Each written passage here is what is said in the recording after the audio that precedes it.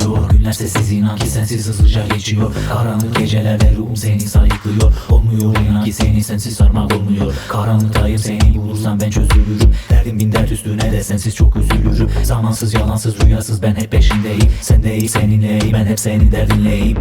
Karam yeşil balları yine ise